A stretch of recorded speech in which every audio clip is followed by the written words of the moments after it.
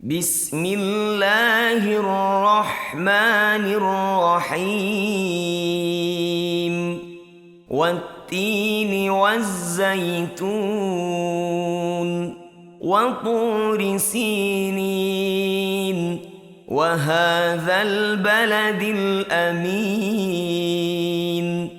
لقد خلقنا الإنسان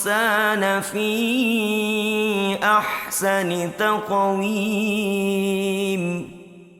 ثم رددناه أسفل سافلين إلا الذين آمنوا وعملوا الصالحات فلهم أجر غير ممنون فما يكذبك بعد بالدين أليس الله بأحكم الحاكمين